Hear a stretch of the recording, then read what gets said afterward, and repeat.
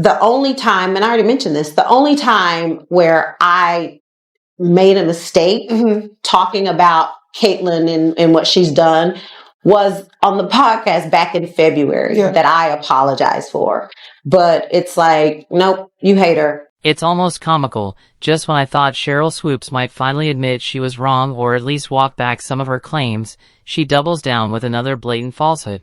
This woman has been spouting off unverified stats about Caitlin Clark with so much conviction, you'd think she had a teleprompter feeding her lines. We've praised her endlessly for her legacy, but now it feels like we've created a monster, one who thinks her legendary status gives her the right to twist the truth. And the receipts? We've got them all. Every contradiction, every exaggeration, documented. You'd expect a trailblazer like Swoopes to uplift the new generation, right? The drama began when Caitlin Clark started shattering NCAA records and capturing the spotlight. Instead of celebrating the rise of a phenomenal talent, Swoopes lit a fire, not of inspiration, but of envy. Let me set the scene. Clark was on the brink of breaking the all-time NCAA scoring record, an achievement worthy of thunderous applause. But rather than honor the moment, Swoopes jumped into the media circuit claiming Clark only reached that milestone because she had an extra year. Finishing greatness with technicalities? That's not legacy. That's bitterness. Are made and set to be broken.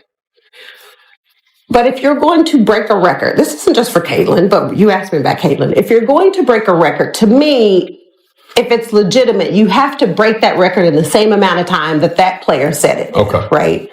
So if Kelsey Plum set that record in 4 years, well, Caitlin should have broke that record in 4 years.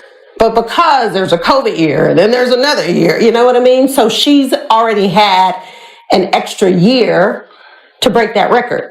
So is it truly a broken record? At first glance, Swoopes' claim might sound legit to some. But here's where it takes a sharp, and honestly hilarious, turn. It took me all of 10 seconds to fact-check her with a quick trip to Wikipedia. And guess what? Surprise, surprise, Sheryl Swoopes was wrong. Flat out wrong. A simple search confirms Caitlin Clark played exactly 4 years at Iowa. No bonus eligibility, no secret 5th season, no NCAA loophole magic. So how Swoopes arrived at anything beyond 4 is truly a mystery. Maybe she thought nobody would double-check her. Nice try, Swoopes, but facts aren't optional, and here's the truth. Clark earned that record, fair and square. No asterisks. No shortcuts, just talent, hard work, and buckets. Last I checked, the NCAA isn't out here passing out participation trophies for sticking around an extra year. I'll never forget the day Clark broke that record.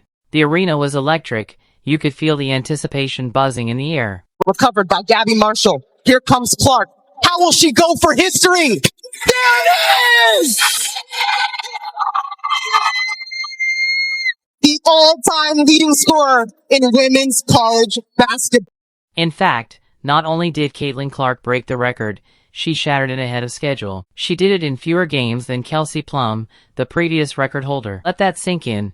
Caitlin reached this milestone in just 126 games, while Plum needed 139. That's 13 fewer games. 13. That alone completely dismantles Swoopes' argument, her entire premise, built on a blatant falsehood. But it doesn't stop there. It actually gets worse. It must have stung, watching a young phenom like Caitlin Clark rewrite history. So what did Sheryl Swoopes do? She didn't just toss out the extra year excuse. She went further. She tried to age shame her. Yep. Swoopes tried to downplay Caitlin's greatness by claiming she was older than her competition, like somehow her age disqualified the records, the effort, the magic of the moment. That's not analysis. We'll talk about how much more experience that gives you over other players coming in, right? So people say, dang, like he or she's killing them. But you have a 25-year-old playing against a 20-year-old. Like, you should be killing them. Yeah. Because you've been doing it a lot longer than they have. I guess Sheryl Swoopes forgot her own timeline. Funny, considering she didn't even enter the WNBA until she was 26, back in 1997.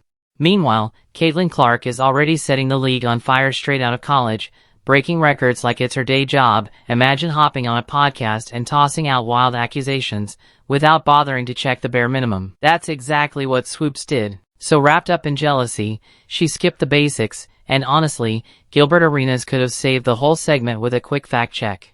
Just one Google search would have shown that Caitlin Clark is 22 years old, 3 years younger than what Swoopes claimed. And let's not kid ourselves, 22 is the standard age for a college senior. So that whole age shaming angle? Total fiction. Sometimes, all it takes is a phone and 30 seconds of effort to avoid looking foolish on air. Now we're 2 lies deep. And the obvious question is, why would someone of Sheryl Swoopes' stature feel the need to discredit a rising star? Is it insecurity? Or something deeper? Apparently, 2 lies weren't enough. Swoopes went for a third. It's like she figured, well, I've come this far, might as well keep going, with complete University basketball coach Sheryl Swoopes. She's under investigation, accused of mistreating players. One of them is speaking out this morning, telling us why she wanted to transfer. ABC's Lindsay Davis is here with the details. Good morning, Lindsay. Good morning, Lara. Sheryl Swoopes was the first woman to ever sign with the W. This morning, the college coach is not only under fire, but under investigation after reports that the majority... The environment she created, I was belittled, humiliated, made to feel extremely small. Will Caitlin Clark be a good pro? Absolutely. Will Caitlin Clark come into the WNBA and do what she's doing right now? Immediately? Absolutely not. Not going to happen. Okay. Not on the right team?